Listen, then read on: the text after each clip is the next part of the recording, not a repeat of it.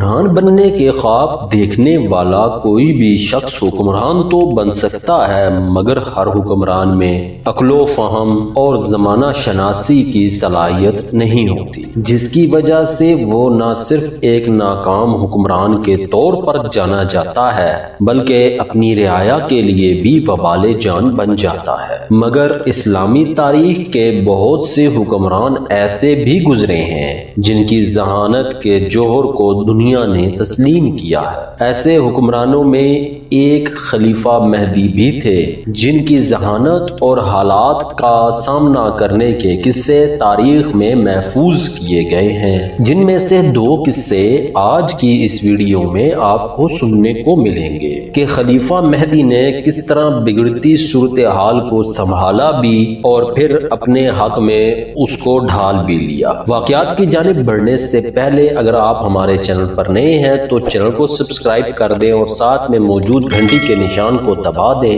تاکہ ہمارے آنے والی ویڈیوز آپ کو ملتی رہے۔ آئیے چلتے ہیں آج کی ویڈیو کی جانب۔ خلیفہ مہدی کے متعلق علی بن صالح کہتے ہیں کہ میں خلیفہ مہدی کے پاس موجود تھا جبکہ شریک بن عبداللہ قاضی خلیفہ سے ملنے آ گئے تو خلیفہ مہدی نے چاہا کہ خوشبو جلائی جائے تو خلیفہ مہدی نے پیچھے کھڑے خادم کو حکم دیا کہ قاضی صاحب کے لیے عود لے آؤ۔ عود اس خوشبودار مرکب کو کہتے ہیں جس کے جلنے سے خوشبودار دھواں بتدریج اٹھتا رہتا ہے، اور اسی طرح عود ایک خاص باجے کا نام بھی ہے جو سارنگی جیسا ہوتا ہے۔ خادم خلیفہ کی بات کو نہ سمجھ سکا اور جا کر عود باجا اٹھا لایا اور اس نے لا کر قاضی شریک صاحب کی گود میں رکھ دیا۔ شریک نے کہا، اے امیر المومنین یہ کیا ہے؟ مہدی نے جواب دیا کہ آج صبح اس باجا کو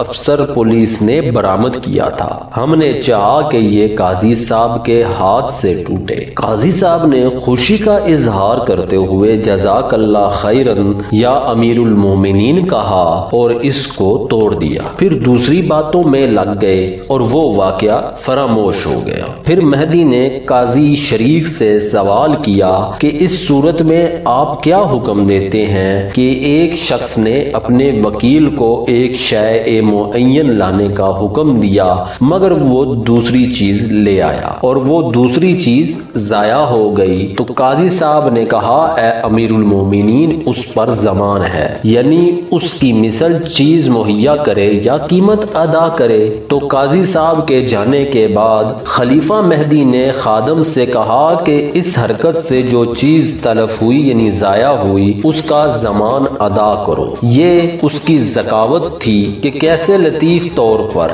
دوسرا باجا مہیا کرنے کے لیے خادم کو اکسایا اور پہلے موقع پر قاضی شریک کے سامنے خود کو بھی بچایا، حالانکہ باجا تو خلیفہ مہدی کا تھا۔ دوسرے واقعہ میں محمد بن الفضل کہتے ہیں کہ مجھ سے ایک ادیب نے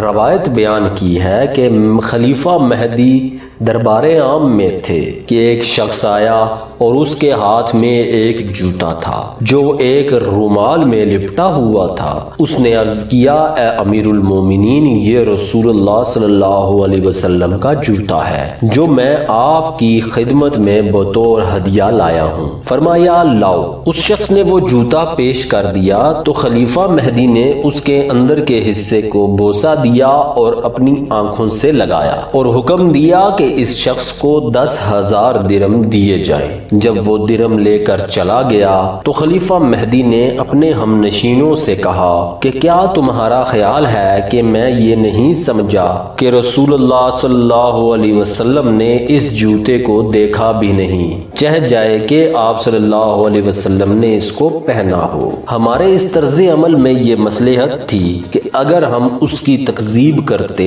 یعنی اس کو جھوٹا کہتے تو وہ لوگوں سے یہ کہتا پھرتا کہ میں نے امیر المومنین کے سامنے رسول اللہ صلی اللہ علیہ وسلم کا جوتا پیش کیا اور امیر المومنین نے اس کو مجھ پر پھینک دیا، اور اس کی بات کو غلط کہنے والوں کی نسبت اس کی تصدیق کرنے والے بہت لوگ ہوتے، کیونکہ عام لوگوں کا حال تو یہ ہے کہ وہ صرف ظاہری سطح کو دیکھتے ہیں اور ہر کمزور کی حمایت پر کمر بستہ ہو جاتے ہیں اور طاقتور کے مقابلے مقابلے میں چاہے وہ کمزور ظالم ہی کیوں نہ ہو اور طاقتور حق و انصاف پر ہو، تو ہم نے 10,000 درہم میں در حقیقت اس کی زبان خریدی ہے اور بظاہر اس کا ہدیہ قبول کیا ہے اور اس کے قول کی تصدیق کر دی۔ جو کچھ ہم نے کیا یہی ہماری رائے میں مناسب معلوم ہوا، یعنی اب وہ شخص جب بازار جائے گا یا لوگوں میں جائے گا تو وہ ہماری تعریف کرے گا۔ ناظرین، اگر آپ کو ہماری آج کی یہ ویڈیو پسند آئی تو ویڈیو کو لائک کریں، شیئر کریں اور کمنٹس میں اپنی رائے کا اظہار کرنا نہ بھولیے گا، اور اگر آپ چینل پر نئے ہیں تو چینل کو سبسکرائب کر لیں اور ساتھ میں موجود گھنٹی کے نشان کو دبا دیں تاکہ ہماری آنے والی ویڈیوز آپ تک بر وقت پہنچتی رہیں۔